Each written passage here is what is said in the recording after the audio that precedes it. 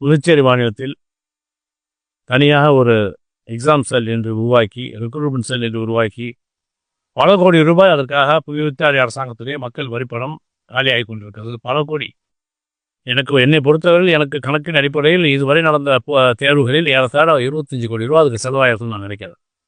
சரி, ஏதோ மக்களுக்காக செய்கிறோம், ஒத்துக்கிறேன். ஏன்னா ஏற்கனவே இந்த துறைகள் அந்தந்த துறையில் அந்த ரெக்ரூட்மெண்ட் செய்கிறப்போ எந்த விதமான ஊழலும் நடக்கல. எதுக்காக அந்த புதுசாக அந்த சிஸ்டம் கொண்டு வந்தாங்கன்னு தெரியல. வில்லேஜ் அசிஸ்டண்டாக இருக்கட்டும், இல்லை இப்போ நடந்த டிடிஆர் இருக்கட்டும், இது ஜேஇ எலக்ட்ரி, அது மாதிரி பிடபிள்யூடி எதுவாக இருந்தாலும் அந்தந்த துறைகள் நடத்துகிற போது முறையாக நடைபெற்றது. இப்படி ஒரு தேர்வு அமைப்பு தேவையில்லை என்பது எங்கள் கருத்து. சரி, கொண்டு வந்துட்டாங்க, பல கோடி செலவு பண்ணுறாங்க. ஆனால் அந்த தேர்வு எப்படி நடக்குது, யார் தேர்வு இப்போ கலந்து கொண்டாலும் அவங்க நீதிமன்றத்துக்கு செல்ல வேண்டிய ஒரு சூழலை ஏற்படுத்தி இருக்கிறது தேர்வுக்கு. உதாரணமாக ஹோம்கார்டை பொறுத்த வரைக்கும் எல்லாருக்கும் தேர்வு செஞ்சாங்க. 64 நாள் கொடுக்க வேண்டிய அந்த பயிற்சியை 6 மாதம் கொடுத்தாங்க. அதே தப்பு. அது மட்டும் இல்லாமல் இத்தனை நாள் வேலையை வாங்கிட்டு சம்பளமும் கொடுத்துட்டு எல்லாம் முடிஞ்சதுக்கு அப்புறம் அவங்கள கோர்ட்டு ஆடுற காரணம் காட்டி அவங்க எல்லாரையும் வெளியாகிட்டாங்க. அவங்களுக்கு வேலை கிடையாது. ஏன்னு கேட்டிங்கன்னா, தப்பாக எடுத்துட்டோம், எடுத்த முறை சரியில்லை என்பதுதான் நீதிமன்றத்துடைய கருத்து.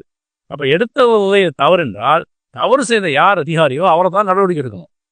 ஆனால் அதை விட்டுட்டு அப்பாவி பிள்ளைங்க, ஆம்பளை பிள்ளைங்க, பொம்பளை பிள்ளைங்க, ஏதாவது வேலை என்ன பண்ணல, ஹைலி குவாலிஃபைட் பர்சன் எல்லாருமே நல்லா படிச்சிருக்காங்க. ஏதாவது வேலை கிடைச்சா போதும் ஹோம்கார்டு வேலைக்கு போனால் அவங்க எல்லாரும் இப்போ வெளியேக்கிருக்காங்க. சரி, அவங்கள நீங்கள் அடுத்து சீனியர் மோஸ்ட் பிஏபி ஹோம்கார்டு இருக்காங்க, அவங்கள நீங்கள் எம்டிஎஸ்ஸாக போட்டுட்டு ஆஸ் பர் ஆர்ஆர் போட்டுட்டு எங்களுக்கு அந்த வேக்கன்சி ஏதாவது இவங்களை ஃபுல்லாக பண்ணுங்கன்னு கேட்குறோம்.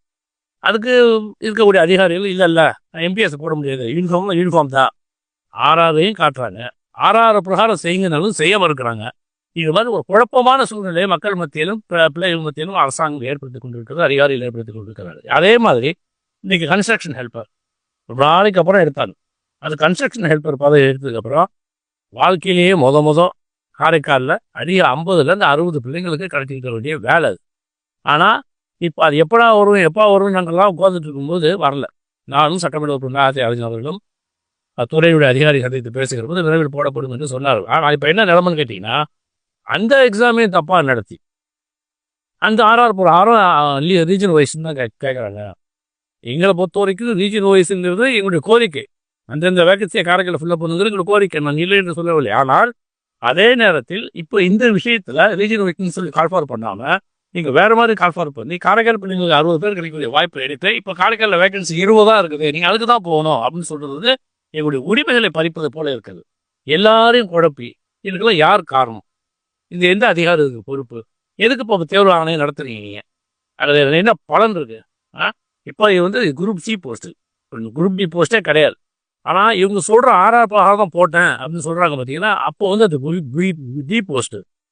அப்போது 86 போட்ட ஆர்ஆரை மாற்ற வேண்டியது யாருடைய கடமை?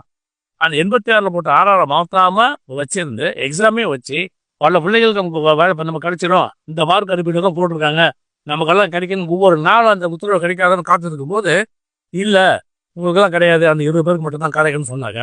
இது யார் ஏமாத்துகிற வேலை?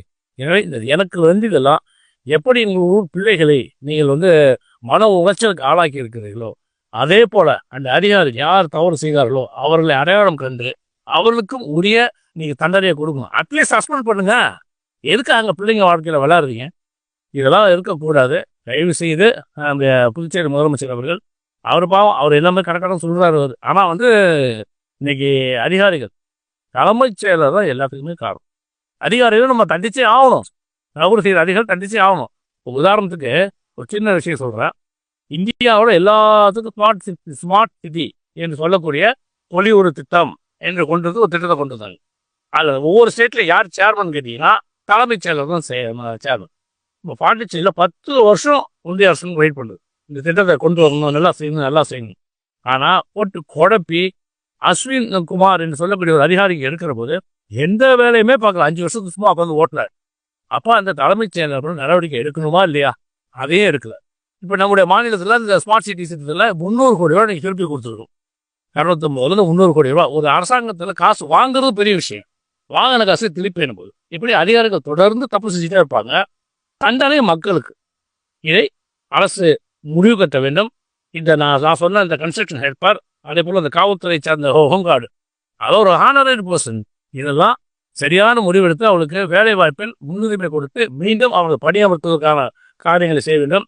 இல்லை என்றால் காரைக்காலில் வேகன்சி அதிகப்படுத்துங்க. இந்த 20 வேகன்சியும் காத்துங்க. எத்தனை வருஷத்துக்கு 20 வேகன்சி நேற்று வந்ததா? அது ஒரு 20 வருஷம் அந்த வேகன்சி இருக்குது. எனவே காரைக்காலில் வேகன்சியை கிரியேட் பண்ணி அந்த வேகன்சியில் அந்த பிள்ளைகளை நீங்கள் போடணும்.